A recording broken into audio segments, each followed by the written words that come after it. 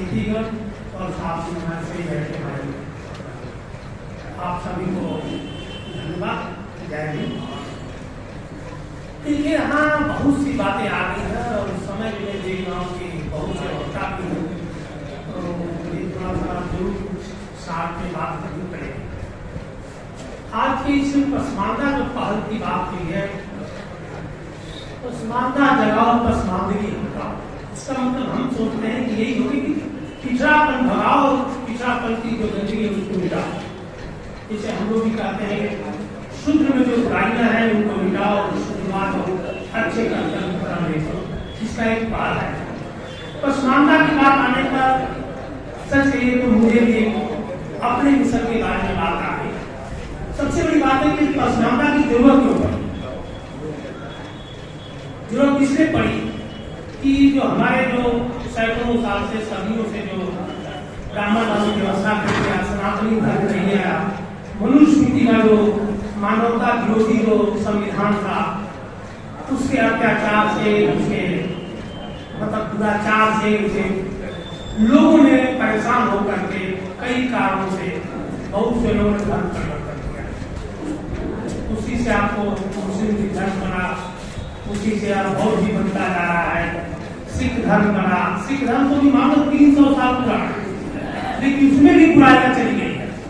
सबसे बड़ा दुर्भाग्य है कि हिंदू धर्म के कारण, जो अत्याचार के कारण, जो ब्राह्मणवादी और मनुस्मृति का संविधान का अत्याचार था, उसके कारण जब लोग धर्म परिवर्तन करते हैं तो पहले उस बुराई से निजात नहीं पाते, सीधा धर्म परिवर्तन करते हैं। जब तक उन बुराइयों से निजात नहीं पाओगे, उन बुराइयों को दूर नहीं करोगे, अपनी मानसिकता नहीं बदलोगे, तब तक धर्म परिवर्तन करने से कोई फायदा होने वाला नहीं। हमारे मिशन जो है धर्म से कहो शूद्र है और शुद्ध एकता मंच, चाहे तो मैं अपना नाम शुद्ध शंकर यादव जी का हूँ, उसके सबसे बड़ी यही कड़ी है कि जो हमारे दिमागों में, हमारे धर्म में, हमारे सनातन धर्म में, चाहे जो भी समाज में बुराइयां हैं, पहले उससे मुक्ति पाओ, उसको शुद्ध करो, मानसिकता बदलो, इसके बाद धर्म परिवर्तन। मैं देख रहा हूँ बहुत धर्म लोग बन रहे हैं मुंबई में, उनमें भी जात पात फैली है। सिख धर्म जो बना है उसमें भी जात पात फैली है। आप तो धर्म परिवर्तन में तो बुराई नहीं क्यों जाते हो, बुराई क्यों नहीं खत्म करते हो? तो सबसे पहले उस बुराई को खत्म करने के लिए तो जो भी है, और उस बुराई को खत्म करने के लिए हमारा मिशन भी है। आप बताइए कि कितना बड़ा दुर्भाग्य है। भाई साहब ने अपने मुस्लिम धर्म की सभी जातियों का नाम लिया कि एक यादव जो है 10-12 साल का लड़का दूध पैदा करके ब्राह्मण का पेट पाला, कुम्हार का लड़का बर्तन बना करके 10-12 साल का होते होते बर्तन बना के, जब बर्तन आज दिन था तो उसमें ब्राह्मण के घर में दिया, कमतर का लड़का पानी भर के दिया, मोची का लड़का जो 10-12 साल होते चप्पल और जूता बना के ब्राह्मण को दिया। जो समाज, जो पैदाइशी इंजीनियर समाज था, यादव, गुर्मी, गोरी, फांसी, तेरी जितनी जातियां ये कर्म करते, उत्पादन करते, देश और समाज की सेवा किया है। और सिर्फ वही नहीं, पूरे ब्राह्मण समाज को मुखल्ला था, परजीवी था, भोगी और पाखंडीज़म में करने में कोई शर्म नहीं है। इस विश्व को, इस भारत देश को, चाहे किसी को भी आज तक बताते हैं विद्या के धनी, ब्रह्म को जानने वाला विद्वान ब्राह्मण। आप बताइए जब विद्वान था तो यहाँ पे विद्वान जो था सोच सकते हैं कि अपना संन्यास फेंकने के लिए घर को जाग बना दिया, जिसने सर पर संन्यास फेंका, और कहते हैं कि हमने पुस्तक विमान बनाया, कहते हैं कि गीता जो है विज्ञान की देन है, हमने सूर्य का आविष्कार किया, हमने पूरे देश को विज्ञान दिया है। अरे तुम अपने घर में, अपने यहाँ जो है एक संन्यास बनाने का ज्ञान तुमको नहीं था, लैट्रिन में ज्ञान नहीं था, और पुस्तक की बात करते हो। सोचिए कि अपने आप को धोने के लिए डोली बना के, कहार बना के, जाग बना के, अरे क्यों नहीं तुमने साइकिल बनाया, क्यों नहीं बैलगाड़ी बनाया, क्यों नहीं मोटर कार बनाया? सबसे बड़ी बात कि अपना कपड़ा धोने के लिए धोबी जाग बना दिया, कमतर जाग बना दिया, और ऊपर से कहते हैं कि हम विश्व को संदेश देने वाले। कितना दुर्भाग्य। और सिर्फ जिसने सेवा किया उसी को नीच, दुष्ट और पापी बना दिया। इसका सबसे बड़ा दुख मुझे यही है कि जिस समाज को, जिस परिवार को, जिसका पेट पाला है, ये शुद्ध समाज, SC ST OBC जिसको हम कहते हैं, चाहे वो पसमानदा में है चाहे आप है, उसी वर्ग को, उसी को, वही ब्राह्मण उसको नीच पुरुष पार्टी आज भी बना रहा है। 70-72 साल के समता समानता बंधुत्व के संविधान के बाद में चालू है।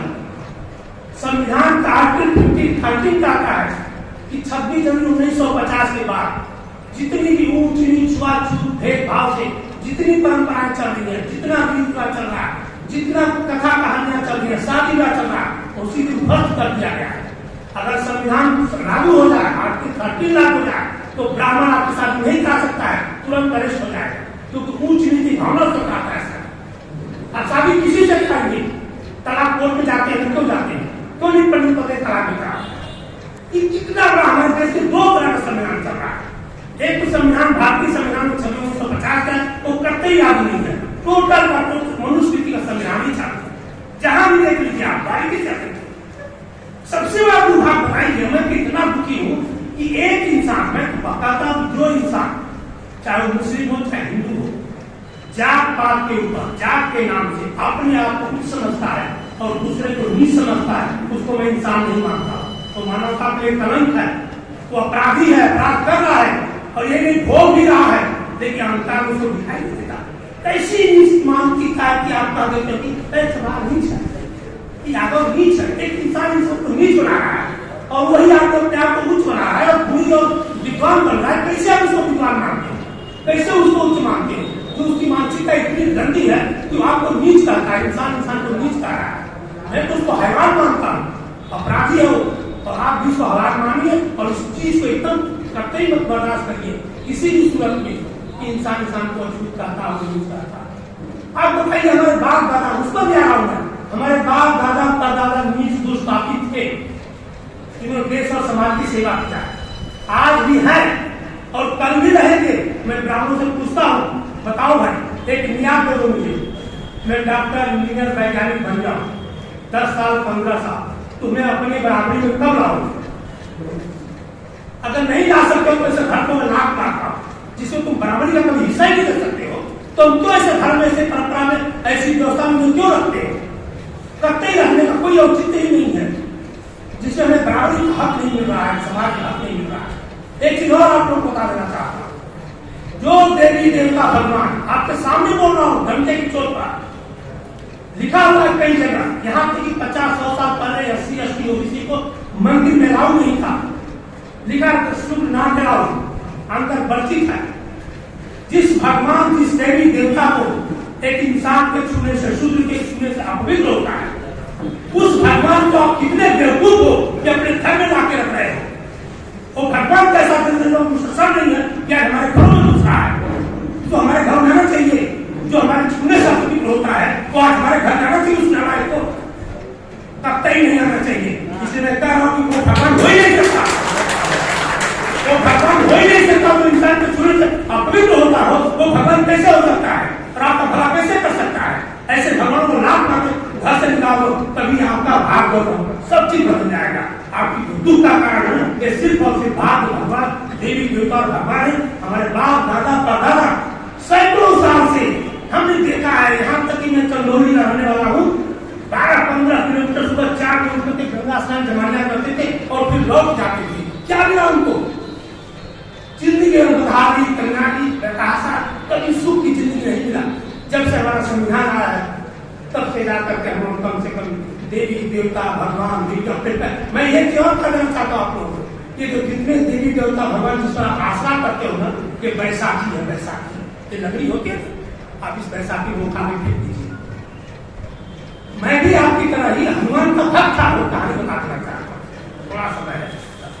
मैं हनुमान का भक्त था। 1985 में पेपर में छपा कि हम राम का पुतला लगाएंगे, मुझे बड़ा आक्रोश हो गया। और राम का पुतला लाने मुंबई में RBI ने छापा था कि एविडेंस इन हिंदुइज्म नहीं छापी जाएगी तो राम का पुतला लगाएंगे, मुझे बड़ा तकलीफ हुआ। मैं हनुमान का भक्त था, कौन नाराज था जो राम का पुतला जलाएगा?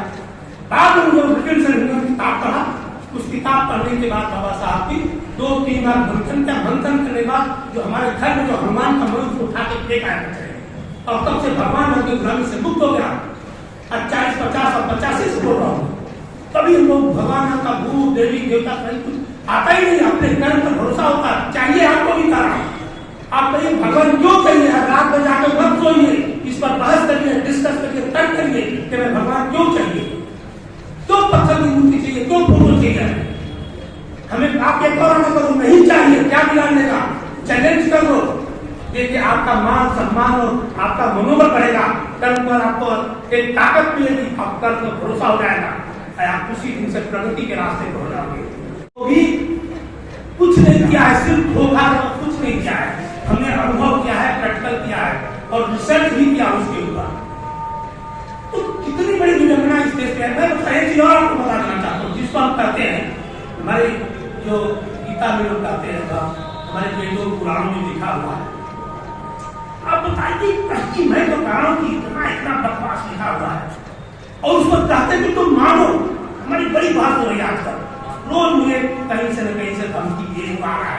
मैं बार बार उनसे सवाल पूछता हूँ, आपको भी कह रहा हूँ, क्या हनुमान जी जो है सूर्य को निधन होंगे? लिखा है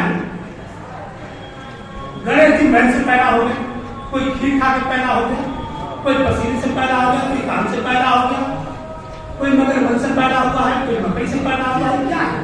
और उसको हम सत्य मानते चल रहे हैं। ये आश्चर्य देखिए, हमारे बच्चों को पढ़ाया जाता है, बताया जाता है, उनको दिमाग में कचरा भरा जाता है। ये सब झूठ की खेती अंधविश्वास और पाखंड पर आज तक के फैलाया जा रहा है, किया जा रहा है। हमें और आपको आज वैज्ञानिक तर्क पर, वैज्ञानिक शोध पर, वैज्ञानिक विचार पर काम करना पड़ेगा। हर चीज का तर्क करिए कि आज जो हो रहा है वही सत्य है। 1000 साल 500 पहले जो हुआ था वो कतई आज सत्य नहीं हो सकता है। आज कैसे बंद हो गया, आज क्यों नहीं हो रहा है? कुछ भी लिख डाला है, हम तो कह रहे हैं जितने लिखे गए हैं वेद, पुराण, रामायण, महाभारत, कि जितने लिखे गांजा और भांग के नशे में लिखा गया है, लिख दिया। पृथ्वी अचल है, पृथ्वी की टिकट टिकी है, रथ समेत भी खाता हूँ, सूर्य रथ के साथ चलता है, रथ के साथ चलता है, थक जाता है, आराम करता है तो रात होती है। कौतुक देख घुरा है पतंगा, अयोध्या के सामने राम के जन्म को देखकर सूर्य भगवान वहीं पर एक महीना अटक गए, उसके कौतुक को देखते रहते, 1 महीने तक भूंगे छूटे। और वही नहीं, आप घर घर में राम की मानस ये दोहे को कहा जाता है, ये पढ़ाया जाता है, बताया जाता है। ढोल गवार शुद्ध पशु नारी सकल कारणा के लिखा है।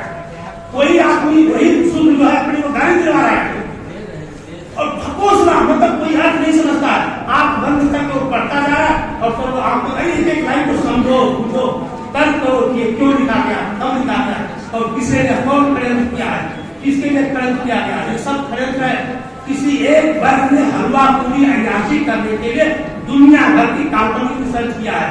इन्होंने क्यों हजारों करोड़ रिसर्च है विश्व में। आप बताइए किसी भी एक तरह का रिसर्च बताइए कि ब्राह्मण जो अपने आप को ब्रह्म कहता है, एक रिसर्च बता दीजिए आपके सामने। आपके यहाँ तक बटन, कलम, दवाब, मोबाइल में हजारों है, मेडिसिन में हजारों रिसर्च है, इंडस्ट्री में करोड़ रिसर्च है कि नहीं है रिसर्च? एक रिसर्च बता दीजिए। ब्रह्म को जाके वो क्या बड़ा मान पालो भी बोलते हैं, तुमको इज्जत देते हैं कि बड़े विद्वान है, महान है, हमको उन्होंने ज्ञान दिया है, विद्या दिया है। ये कोई क्या ज्ञान तुम्हें दिया? ज्ञान का पता बता दो, जब तक ज्ञान का पता नहीं बताते तो क्यों मांगते? कोई रिसर्च है क्या बताइए भारत के हिंदुस्तानियों का?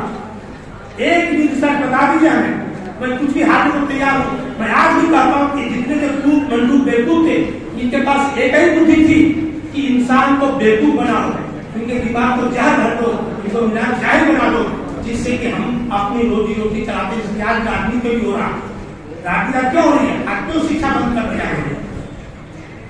खाली किस्म तो रोका जा रहा है। ये गवर्नमेंट जो आई है 5-7 साल से, बता दो आपको, इसने जो है अपने महत्व को था, जो ब्राह्मण और ब्राह्मणवाद का वर्चस्व जो हजारों साल था पहले, जिसको आप ग्रहण नहीं करना चाहता हूँ। पहले मूलों मुसलमानों खत्म किया, फिर अंग्रेजों ने कानून बना के खत्म किया, फिर बाबा साहब अम्बेडकर ने संविधान बना के खत्म किया।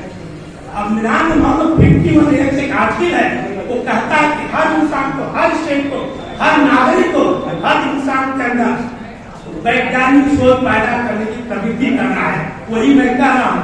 आज अगर बात 51 के अनुसार नहीं करता तो तुरंत अरेस्ट हो जाता है, लेकिन मैं संवैधानिक काम कर रहा हूँ। संविधान मुझे कहता है कि शुद्ध शिव संकल्प के प्रचार प्रसार करो, अंधविश्वास मिटाओ, छुआछूत मिटाओ, टोना टोटका जो भी पाखंड है उसको खत्म करो कि हमें संविधान लागू करता है, संविधान के बल पर इसे आपने यहाँ से भी कहा कि संवैधानिक अधिकार हमारा है और आपका भी डरो ना।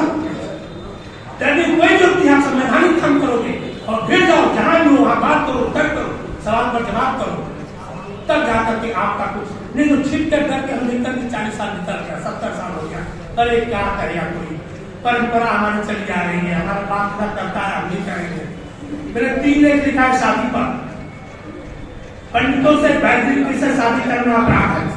फिर लिखा हो बहन बेटी को चौकी ले जाना कलंक है। फिर लिखा हो कि पंडित लोग चरणामृत छोटे गाय का मुख को पीने लगे।